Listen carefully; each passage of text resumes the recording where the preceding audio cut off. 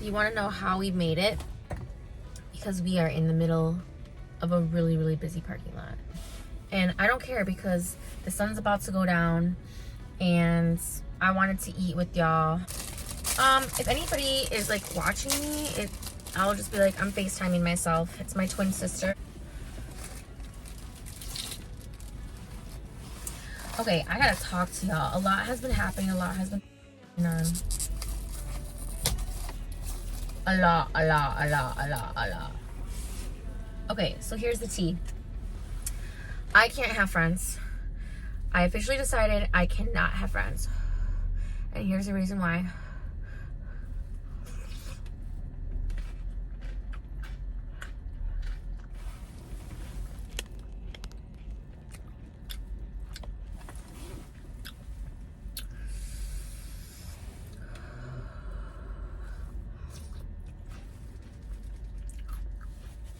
I can't.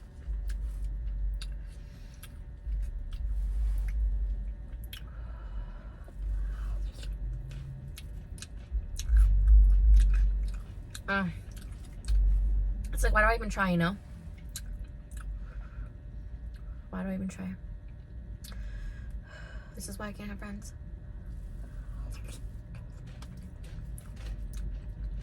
On another note, Regina George, Stephanie, she hit me up 1 year later. The last time I talked to her was last year, March. It's like every St. Patty's Day, she just comes out the woodwork like a fucking leprechaun. Those are my snooki days, y'all. We lived in Boys Town, right by Wrigleyville. And we just went out drinking every single night. And I was a degenerate and embarrassment to society. And it was really fun. Now she's married and has kids and she's just bored. What a time to be alive.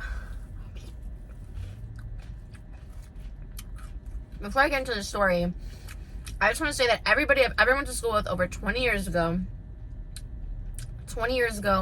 I was in grammar school, okay? Everybody that I've ever known that has had kids has not looked good on the other side. Every time I run into some motherfucker, they look like, you know that scene in Hocus Pocus where they suck the life out of them? These children are vampires and they literally suck the life out of these women. I mean, they look like a shell of a human being. Look, I get motherhood is hard, but I feel so bad for them. And I am so grateful that I have not had a baby to take my youth. That's why I look a lot younger, y'all, because I'm not having children. I'm just not fucking out here. Keep your legs closed. Oh my God, pot calling kettle black. Yeah. Ooh. Ooh.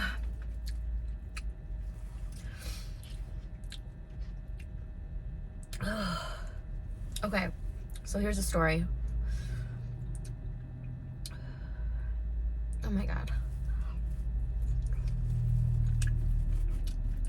I tried. I can honestly say I tried, and I knew better. I knew better. I'll try to make it short and sweet. But essentially, my friend wanted to go to the club. She wanted to do dinner beforehand, go to the club after. I wasn't down for the club because they were just being weird about the money situation with the bottles. Also, I didn't know any of these women, girls. So I was either gonna get too drunk and not make it to work the next day, or fight one of these bitches, or both. I just have a good feeling about it. I like to preface this story by saying I'm trying to elevate my life.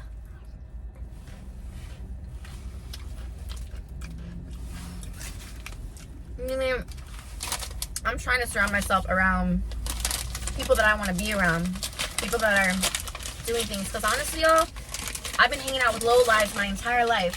Probably because I'm the fucking low life, you know?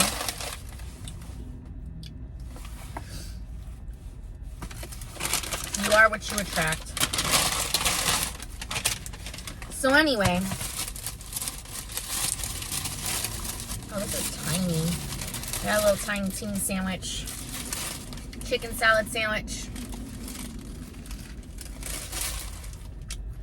She wants to go to a restaurant that Jonathan works at, but at a different location. Now, this friend of mine, I bailed on her so many times in the past, and I see why now. I do.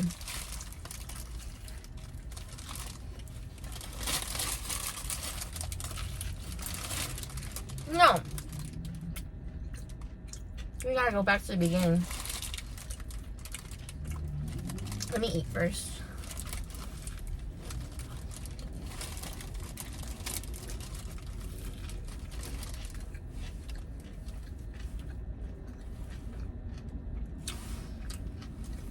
I'm about to tear this shit up because the sun about to go down.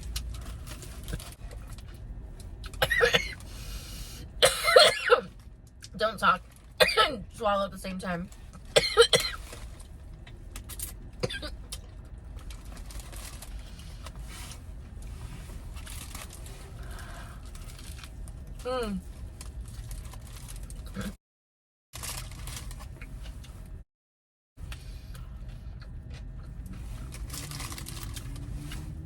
Let me eat this first.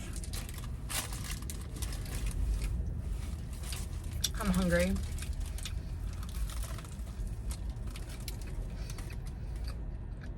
Which is just a snack.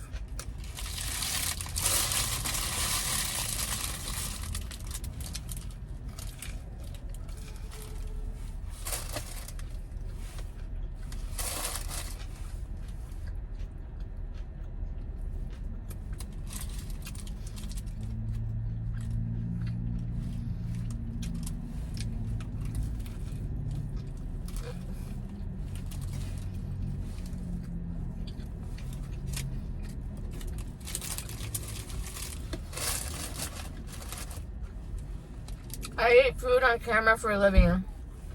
Suck it.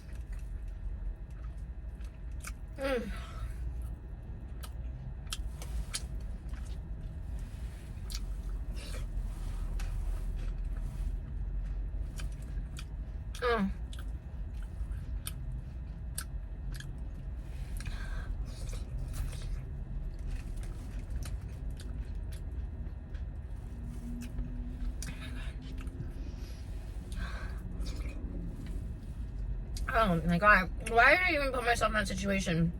I put myself in weird situations, y'all. I didn't have a good feeling about it. I just didn't.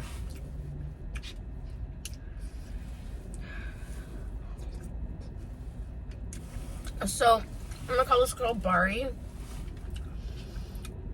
I met her when I was working at the beauty school.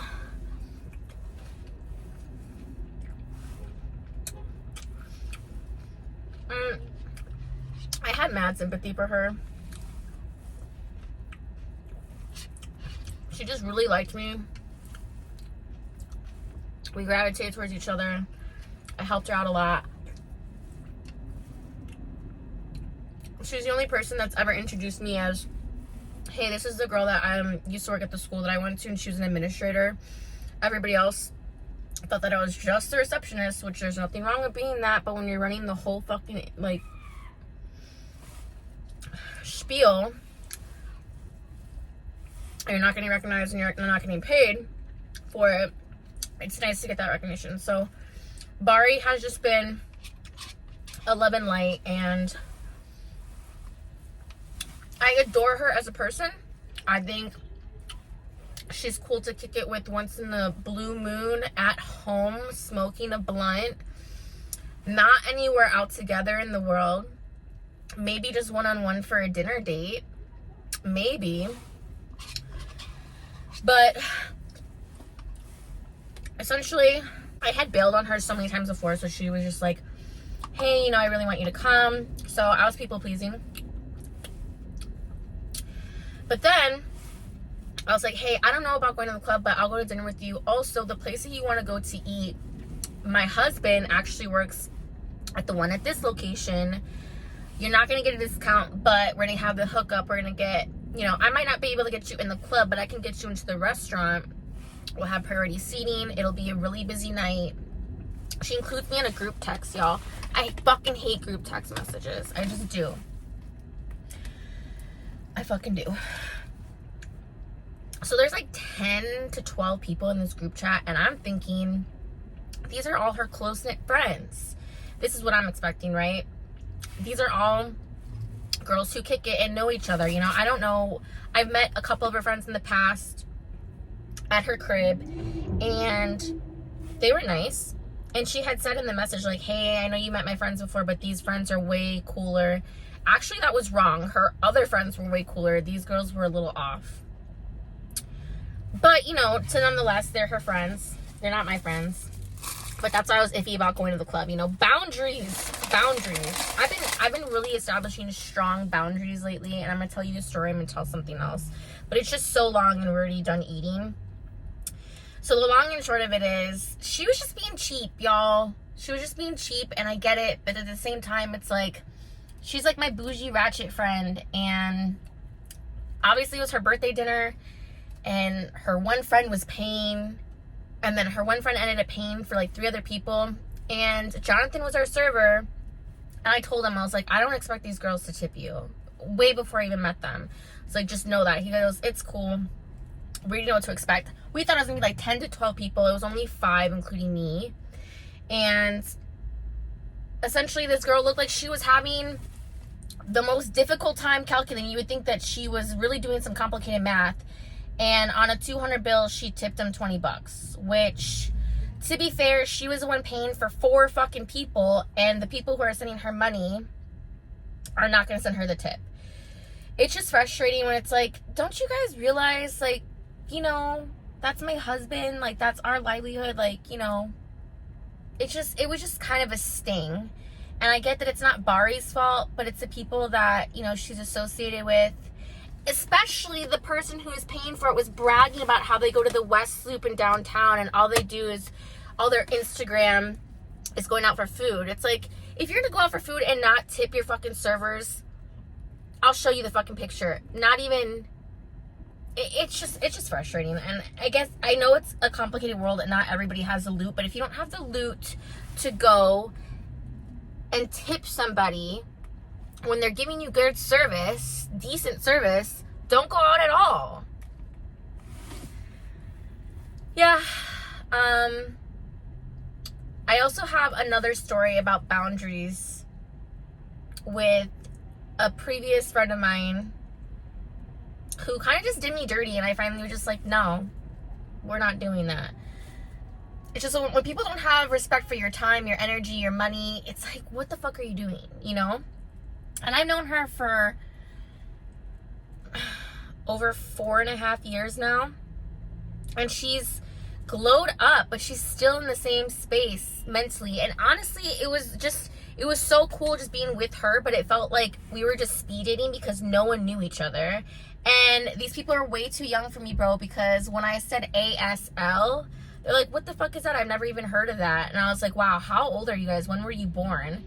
And I was like, well, us elderly millennials entered the chat room in the early 2000s, and you would introduce yourself by saying ASL, age, sex, location. Why the fuck am I here right now? I'm just having not an identity crisis, but like an age crisis, y'all. Because I still feel like I'm in I'm always going to feel young, but it's really hitting me that this time is like my time to be alive. Because in 10, 20, 30 years, God willing, there's going to be more and more generations, and it's freaking me out that I'm not the generation anymore. You know, I'm filling in these little Gen Zers about how to fucking tip, or like, you know, they were like kind of like being talking shit. I was like, you know what, at least I'm teaching you something, so when you go into rooms with other people, you're gonna know what the fuck the reference is now. Just like, y'all, like, let's teach each other something, you know? So it was just a really off night, and I'm glad I didn't go to the club. I'm really glad I didn't go to the club to figure out bottle service. Like, I'm sorry, but I extended myself enough to go out and enjoy myself with these girls, and everybody was nice. It was just really uncomfortable, and no one really wanted to talk, and it just felt like she roundhoused all of her friends that didn't know each other and didn't want to get to know each other, and was just dragging them to the club afterwards. I'm not about that life. So, Bari, happy birthday, girl. But fuck. I have chicken salad sandwich all over me. You know, 50 Cent said get rich or die trying, y'all. And that's essentially what I'm trying to do. And sometimes I feel like I'm going to die before I get rich. But it's just about having freedom. And how the fuck am I supposed to get ahead when I'm just mirroring myself in these people that I'm like, how do I get around people I want to be around that elevate me and I elevate them, and I just get sauce on my face? Oh my God. All right, well, Embarrassment to Society crew, we're out. Thank you for joining me. Thank you for listening. As always, see you next time.